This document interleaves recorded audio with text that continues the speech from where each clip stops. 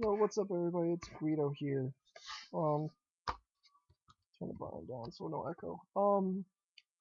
So I was talking about on bullshit detectives how I used to hang out with neo-Nazi skinheads, and Strange Mental was curious of how I got into that scene and why I hung out with them. Um, I hung out with them because they went to a lot of hardcore punk rock shows and they were really awesome and chill and fun to hang out with. One day I went to they lived in Caledonia, a couple of them. And Caledonia is basically the boonies and or the countryside of basically Michigan. All right, Grand Rapids. And if you ever go there, it's all a bunch of hicks and farmers, pretty much. All right.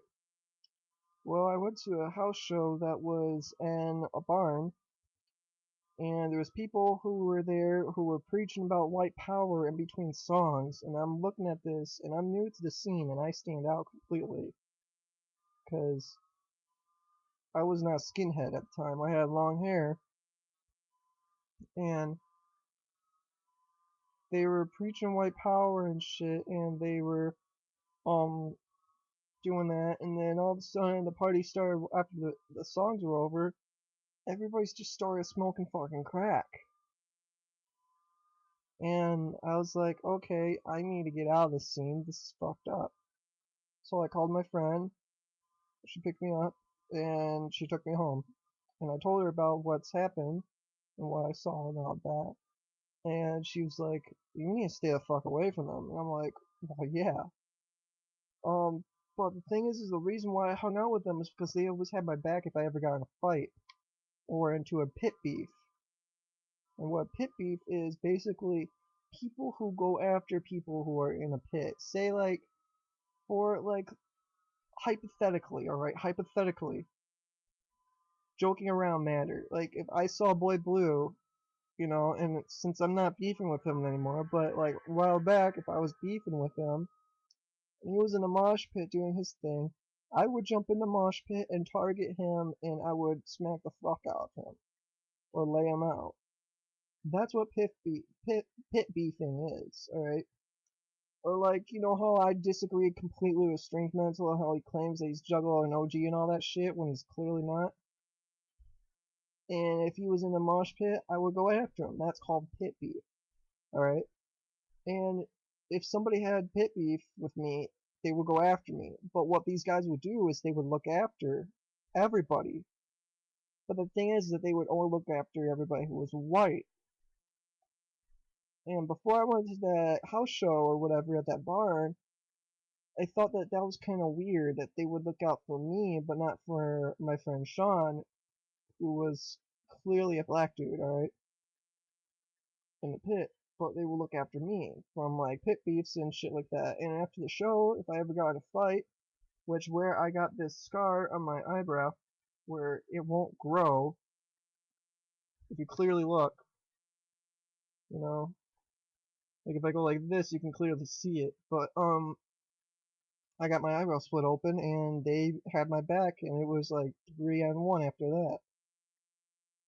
But this kid who basically was sleeping around with a bunch of my friends and who were women, because I have more friends who are girls than guys, but that's just me. Um, and I was having beef with him, and he was going after me, but then they blocked him and checked him and knocked him the fuck out. And then he got some of his friends to come at me after the show, and after the show, they saw me getting ganged up on, like 2-on-1, and they came over and it was down to like 1-on-3. And we kicked the motherfucker's ass. But that's how I got the eyebrow scar here. So, with that being said, like, that's how I respected them. And that's the reason why I respect them, because they had my back. I didn't know what their beliefs were until, like, they didn't have any tattoos, they didn't have anything like that. They didn't have any propaganda, like, swastika patches or anything like that. But they were all about it behind the scenes, outside the shows and all that. They weren't doing the Hitler crap, salute crap or whatever. They were basically just neo-Nazi skinheads, punk rock kids, and there's nothing wrong with that. Like, like playing part of a subculture within a subculture, you know. Like that's kind of like how juggalos are. Like me, I love a punk rock music, and I'm a juggalo, so I'm being the juggalo, which is a subculture, and beyond that, I love punk rock, so that's another subculture, But that's how I got into that scene, and I saw all them smoking crack and all that, and I stopped hanging out with them, and I started hanging out with the straight edge kids that went to punk rock shows and to hardcore shows. And I fell in love with Minor Threat. That was the first band I have ever fell in love with. Alright? Ever. And after them, it was Operation Ivy, who I still listen to today. Still. I don't listen to Minor Threat that much because, sure, their message started the whole straight edge movement with that one song. That one song got turned into a giant movement worldwide. Um, but what I started doing is became straight edge, and I hung out with Courage Crew, which is a straight edge crew, which is almost related to FSU, which is Friends Stand United, aka Fuck Shit Up, who are actually a gang. Alright? What they do is they beat up, I hung out with kids who were in FSU, but I never was in it. Alright? Um, Basically, they were kids who would gang up on drug dealers, beat the drug dealers up, steal their money, wash and throw they would throw the drugs down the drain ditch, and then they would turn them into the cops saying like he was selling some drugs on my street to my sister or whatever. That's what these guys would do. And what they would do is they would get each other to punch each other in the eye to make it look like the guy swung first or whatever. They would turn him into the police. The police would give him like some kind of a reward or whatever, and they would get some more money. And what they would do with that money is they would support the local bands and buy them new equipment and stuff. So in some aspect, it was an umpire, right? That's what basically FSU did in the long run, right? But there was a true message behind it, which was keeping the drugs out of the punk rock scene, which is all good, but beating people up senseless because they smoke a cigarette outside of a show, that's what got me away from all that shit, because there's some hardcore people who are into that. And Courage Crew is something similar, but Courage Crew is mainly in the Midwest area, in Texas area, I believe. FSU is mainly on the west side, like the shore, like California, and the east side, like Boston, Maine, New York, all over there. I live also down in Florida. There's a couple cliques down there. I don't know for sure though, because I haven't been part of them. Like I still got friends who are part of that, but I just don't hang out with them because I'm not straight edge no more. I turned 22, or when I turned 21, I had my first drink. I enjoyed it. Been a drinker since. I drink. I don't smoke weed that much, and if I do, it's usually contact high, like at the Cottonmouth King show and Twisted show. And Courage Crew and FSU people, they dig juggalos. They think that it's a cool movement, other than the smoking weed and all that, the drug use that some juggalos do, They're not supportive of that, but they support the message that juggalos have, alright? Which is all about unity and being a family and coming together through feel of music, because that's kind of like what straight edge is. People come together because they all don't like doing drugs. They see drugs as bad, and because a band in Minor Threat back in the 90s made a song about it, and they moved that into a movement. That's kind of like what being a juggalo is in a way. So I hung out with them for a while, And then when I turned 21, my dad and I, we sat down and he got me a beer. He's like, "You want to have one?" I'm like, "I'll try one." Tried it, liked it. PBR. So basically, that's my little punk rock life story, so to speak. And after that, I found the Juggalos, loved it. I have friends who were Juggalos, punk rock kids who were Juggalos and all that. And I got into the scene because it's the same aspect of basically the straight edge movement, just like, but you don't have to be a certain thing. You don't have to, like, sure, there's juggalos who are straight edge.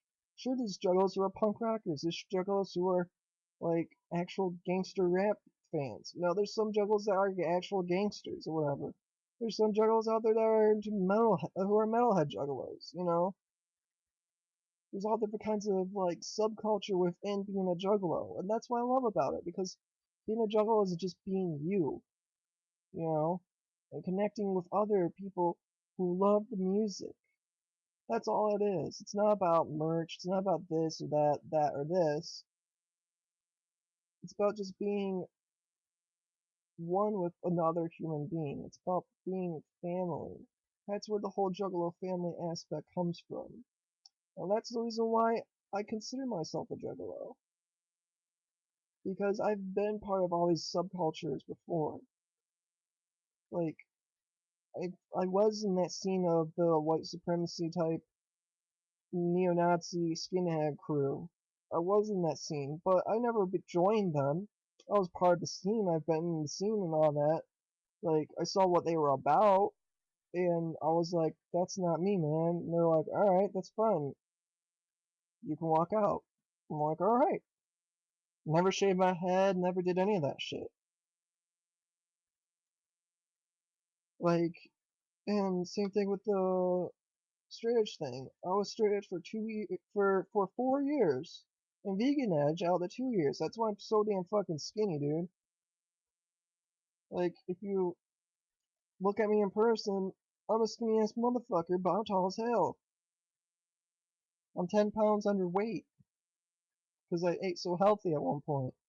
At one point, I weighed 100 pounds at 6 foot tall. Whenever I think I was 19, going on 20 at the time. Went in for a physical for school, and my doctor said that you're underweight and you're almost borderline anorexic. And he's like, I know you don't throw up. It's obvious because you don't have any, like, acid decay in your mouth or your tongue or teeth. You're just eating too fucking healthy and eating a fucking burger. So I stopped being vegan. And then I turned 21. That's when I started drinking, and I gained like 30 pounds since then. I'm supposed to weigh like 150 to like 145, and I weigh 135. So I'm like 10 pounds roughly underweight. I have a high metabolism and I eat healthy, you know. So that's basically my little backstory of my life. Alright? Take it or leave it. That's how I see it. You know? Some juggalos in real life, they hate it because I was part of that subculture scene of like white supremacy, because that's not what being a juggler's about. But I never joined them at all. I was just in that subculture of the punk rock scene, because there's all different kinds of subcultures of the punk rock scene. There's Satanists, like the band called Leftover Crack, who is one of my favorite bands ever. They're all about anti government, anti sexism, anti racism, anti homophobia, and fucking be yourself. You know, that's what their message is, and I love that shit. And that's what I love. And this is where I came from. I got a fucking scar on my forearm right here. Camera probably can't pick it up, but bad scar from a knife fight. So I've been around the block a couple times, man. And my folks, they gave me a wake up call whenever they took me down to the county jail and shit, because I got locked up once for getting in a street fight, for I was in a holding pen or whatever, because I was a minor. Because I got into a scuffle and they arrested a bunch of people, and me, I was a minor, so they couldn't arrest me or whatever. And plus, I had a clean record, so they called me, my folks, and they let me off the hook. But that was my wake up call, and I was like, I don't want to be part of the subculture where people get in fights for being straight edge, or people get in fights because of, like, if you look up FSU online, you can clearly see gangland and all that shit. So I'm not going to go into that, but I was part of that subculture for a little bit, and then woke up, was like, fuck this shit, you know. So basically, that's my life story in a nutshell. Alright?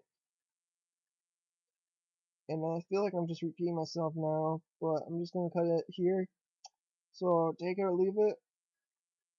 I know I'm probably gonna get a lot of shit from this, but this is me. This is who I am, and this is who I've become. I became a much better person now, you know? So with that being said, I'm Guido, and I'm out, so much love to everybody. Peace.